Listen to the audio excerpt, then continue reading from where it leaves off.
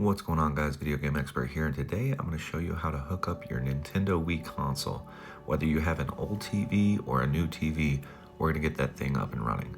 So right here we have what probably 90% of most people are going to have, and that's just the original white Wii console. It has these doors right here that open up so you can play GameCube games. Right here is where the GameCube memory card and 1, 2, 3, 4 slots are for the Nintendo GameCube controller. Nintendo came out with a couple different versions of the Wii console. This is the 25th Red Mario Anniversary Edition console that's also backwards compatible. Most of the black consoles are also backwards compatible. However, the one I'm showing you today is not backwards compatible. And then we have this special edition blue console over here to the right. That one is only Wii compatible. None of those versions will play GameCube games. And like I was saying, you can tell because it does not have a door that opens up on the console. But every one of these consoles is exactly the same on the back, so hooking it up is going to be the exact same. So apart from these four consoles having different colors, they pretty much look exactly the same. And then we came out with, at the very end of the life cycle, this Wii Mini console that still has all the same plugs, but was not able to hook up to the internet. And instead of having a disk drive where you insert a disk, it had a little tray that opened up and you set the disk in. This console here is broken, so I'm not going to go into detail on it, and it's very unlikely that you have that version of the Wii anyway. So let me show you how to hook these up. First, I'm going to show you all the parts you're going to need for your Wii. You're going to need the Wii console itself. Then you're going to have the power supply right here. You're going to have one portion that plugs into the wall and one portion that plugs into the back of the Wii. Then the Wii originally came with AV cables, which are the yellow, white, red cable, and then the other side goes into the back of the Wii. Then the Wii has a sensor bar. And the sensor bar is what is used with the controller to detect where you're aiming. So it has one plug. You're going to set this either on top or on bottom of your TV, and then plug it into the back of the Wii. Here's your Wii remote, and then in the back it takes two AA batteries and has a little sync button so that way it can sync to the console. If you're like most people and your TV does not have the AV cable input anymore, we're going to use this HDMI converter, and it's going to be super easy to hook up to a newer style TV that has HDMI inputs. But first, let's go over how to hook it up to your TV if your TV already has the yellow, white, red AV inputs. Grab your power cord and plug it into a wall outlet or a surge protector, and then on the other end, we're going to plug that into the back of the console at the very bottom here. And you'll know your power supply is good as if you look right here after you plug it in, you're either going to see a red or green light.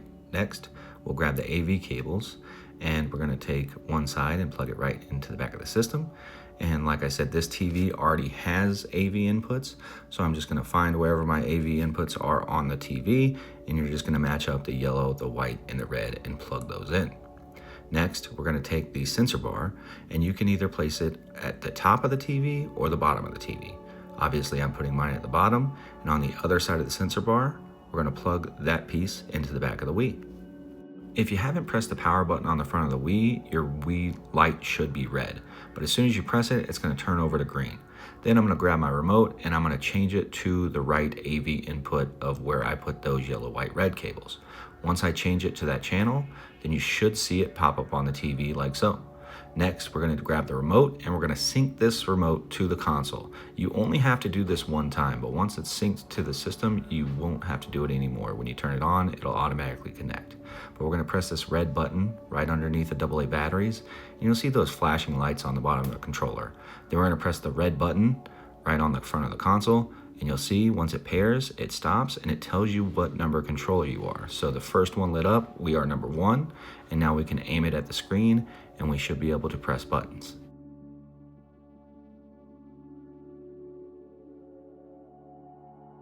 The Wii allows you to store it either vertically or horizontally. It has feet on both sides, so if I want to lay it down flat, depending on your setup, this is what you'll do. Then we'll grab the game that we want to play, and we're going to take the game and just make sure that the label of the game is facing up to where you can read it while you're inserting it, and then you're just going to gently guide it right into the disk drive. As long as your Wii disk drive works correctly, you're going to hear the disk spinning up, and then when you look at the screen in the top left, you'll be able to see right here at disk channel where the disk should pop up, and you'll click the A button on the Wii remote to go into this channel and launch the game. Guys, if you're enjoying the video or it's helping you out, make sure to subscribe to the channel. It really helps me out and I appreciate it a lot. Now we're going to go over what most people are here for, and that's how to hook up the Wii to a newer TV that doesn't have these AV imports. So we're going to take that AV cable and we'll throw it to the side, and then we'll grab our HDMI converter. If you happen to be missing any of these parts or don't know where to get them from, every time a new part pops up on screen, I'll have a little pop-up with a link. All you have to do is click on that and it will take you to some website where you can buy that exact part. And if I don't have that exact part linked, it is an approved part from the video game expert, so don't worry, it's going to work just the same. Now that we've got our HDMI converter opened and out of the box, what we're going to do is we're going to take the HDMI port side and we're going to plug that into our nice new TV. Then, plugged into the TV, we're going to take the other side of that cable and plug it right into the back of the console. Next, we're going to set up our sensor bar, so go ahead and grab that. And like I said before, you can have this at either the top of the TV or the bottom of the TV, whatever you prefer. Once you have the sensor bar in position, we're going to grab the other side of the sensor bar cord and we're going to plug that into the back of the console. Lastly, we'll go ahead and grab our power supply, and one part of the power supply we will plug into a wall outlet or a surge protector, and then the other side of the power supply is going to plug into the bottom plug on the back of the console. Now we have the Wii console completely plugged up. You'll see the red light on the front. So what we're going to do is take our TV remote, and most remotes will have a TV/video button, and we're going to go ahead and press that. And as you can see, I don't have any inputs highlighted, and they won't highlight until I turn the console on. So once I press that power button, boom, it pops up right there. So I'm going to click on that, and you'll see that we're getting picture from the Wii to the TV. And since this Wii remote has previously been synced to the console, all I have to do is press any button on the remote and it's automatically going to sync now. So I'll point it at the TV. As you can see, it's reading the remote. And if I want to play the game, top left, I'm going to click on that channel and click start. I'm going to guess that 99% of us are actually hooking up a used Wii. So I'm going to show you how to set up your sensor bar position, because like I said, you can choose whether or not it's going to be on the top or the bottom of the TV. We want to make sure that the settings of the Wii also know where that sensor bar is.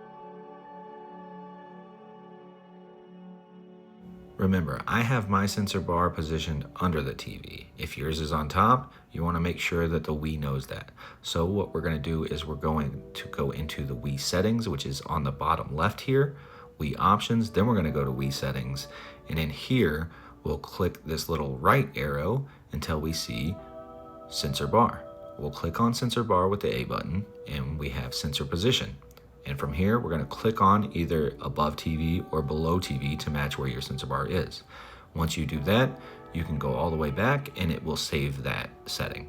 If you're hooking up this Wii for a child or children, make sure that you have these wrist straps.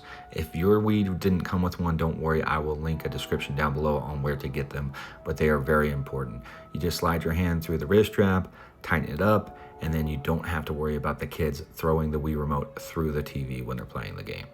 But that's it. Now your Wii is hooked up, and congratulations, you can get to playing. Thanks for watching.